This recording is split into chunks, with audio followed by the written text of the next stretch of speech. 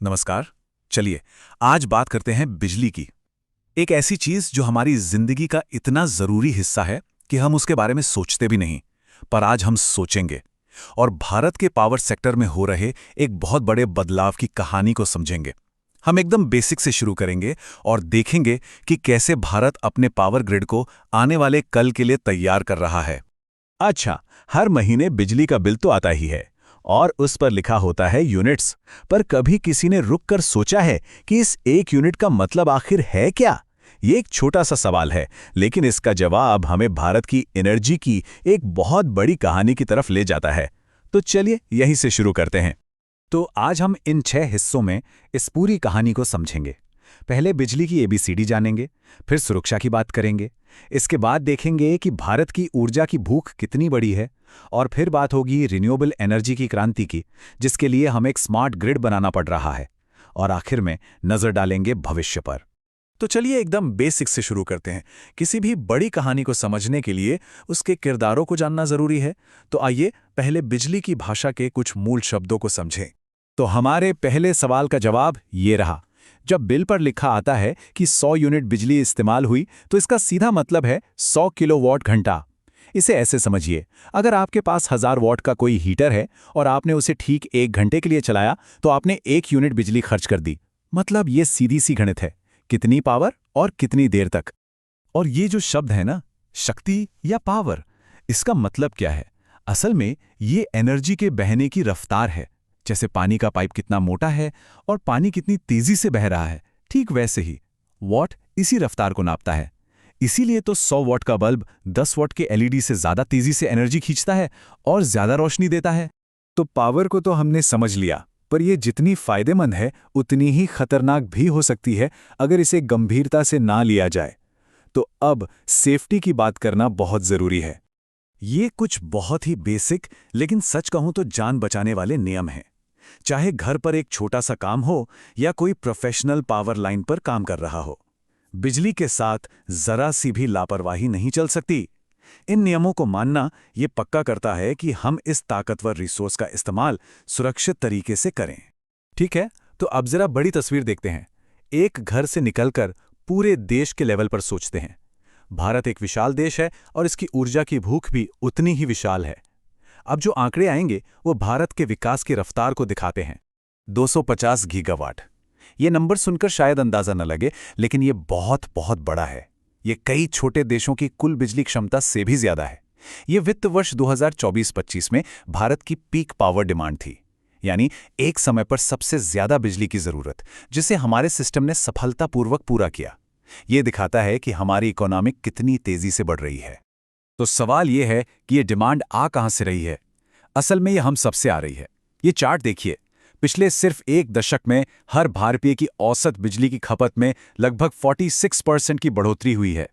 ये सीधे सीधे बेहतर होते जीवन स्तर, घरों में बढ़ते अप्लायंसेस और बढ़ती आर्थिक गतिविधियों का नतीजा है। जाहिर है, इतनी बड़ी डिमांड को पूरा करने के लिए सप्लाई भी तो बढ़ानी पड़ेगी, और भारत ने ठीक यही किया है। एक दशक से भी कम समय में हमारी बिजली बनाने की कुल क्षमता लगभग दोगुनी हो गई है। ये दिखाता है कि देश ने अपनी एनर्जी सिक्योरिटी को कितनी बड़ी प्राथमिकता दी है। अब आते हैं इस कहानी के सबसे दिलचस्प, सबसे जरूरी मोड़ पर। बात सिर्फ ज्यादा बिजली बनाने की नहीं है, बात यह है कि हम बिजली बना कैसे रहे हैं। उस तरीके में एक ऐतिहासिक बदलाव आ रहा है। ये एक असली क्रांति है। ये जो नंबर दिख रहा है ना, 40%, ये अपने आप में एक पूरी कहानी है। कुछ साल पहले तक कोई सोच भी नहीं सकता था।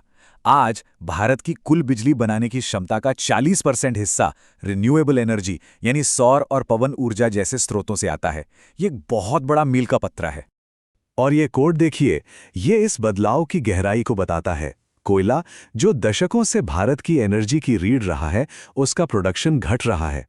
और पिछली आधी सदी में ऐसा सिर्फ दूसरी बार हुआ है। ये गिरावट सीधे सीधे क्लीन एनर्जी में हो रही रिकॉर्ड तोड़ बढ़ोतरी का नतीजा है। ये एक ऐतिहासिक मोड़ है। तो इसका मतलब ये नहीं कि सिर्फ कोयले की जगह सोलर पैनल लगा दिए, नहीं, पूरा का पूरा सिस्टम का ढांचा ही बदल रहा है। पुराना ग्रिड एक वन वे सड़क जैसा था, जहां कुछ बड़े पावर प्लांट से बिजली एक ही दिशा में हमारे घरों तक आती थी। लेकिन नया ग्रिड एक जटिल वेब की तरह है, जिसमें लाखों सोलर पैनल और पवन चक्कियां जुड़ी हैं। ये कहीं ज्यादा डायनामिक है। लेकिन ये जो क्रांति है, ये अपने साथ कुछ बड़ी तकनीकी चुनौतियां भी लाती है। और इन्हीं चुनौतियों से निपटने के लिए हमें एक ज्यादा इंटेलिजेंट यानी स्मार्ट ग्रिड की जरूरत है। इस चैलेंज को समझने के लिए डक कर्व सबसे अच्छा उदाहरण है। जरा सोचिए, दिन में सूरज चमक रहा है और सोलर पैनल से खूब बिजली बन रही है, लेकिन शाम होते ही जैसे ही सब घर आकर लाइट, एसी, टीवी चलाते हैं, ठीक उसी वक्त सूरज डूब जाता है और सोलर पावर 0 हो जाती है। अचानक पैदा हुए इस गैप को तुरंत भरना ग्रिड के लिए एक बहुत बड़ा सिरदर्द है।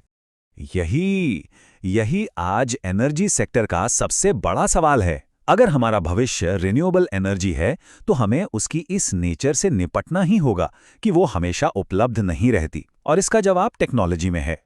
और इसी सवाल का जवाब है स्मार्ट ग्रिड। अब ये क्या चीज़ है? इसे हमारे पुराने बिजली के तार वाले सिस्टम का एक इंटेलिजेंट डिजिटल अपग्रेड समझिए।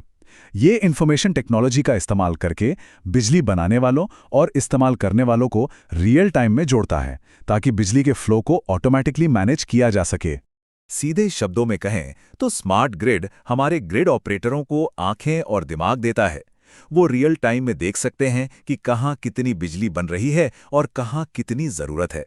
वो बेहतर तरीके से अनुमान लगा सकते हैं कि कल कितनी धूप होगी या हवा चलेगी। वो अतिरिक्त बिजली को बड़ी बड़ी बैटरी में स्टोर कर सकते हैं और ज़रूरत पड़ने पर इस्तेमाल कर सकते हैं।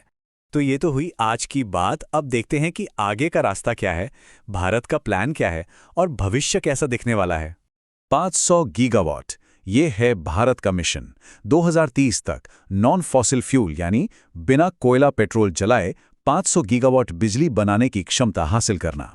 ये एक बहुत ही महत्वाकांक्षी लक्ष्य है, जो दुनिया को क्लीन एनर्जी के प्रति भारत की प्रतिबद्धता दिखाता है।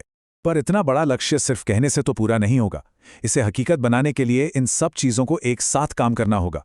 हमें और तेज़ी से स्मार्ट ग्रिड लगाने होंगे, बैटरी स्टोरेज को बढ़ाना होगा, नई ट्रांसमिशन लाइनें बनानी होंगी, और इन सब के लिए सही सरकारी नीतियां भी चाहिए होंगी। ये एक बहुत बड़ा प्रयास है जो भारत के एनर्जी फ्यूचर की नींव रखेगा। तो बात साफ है, भारत का एनर्जी ट्रांसफॉर्मेशन अब कोई सपना नहीं बल्कि हकीकत है। ये हो रहा है हमारी आंखों के सामने। अब सवाल अगर का नहीं है, सवाल है कितनी तेजी से, कितनी जल्दी एक स्मार्ट और साफ सुथरा ग्रिड 1 अरब से ज्यादा लोगों के सपनों को पावा दे सकता है।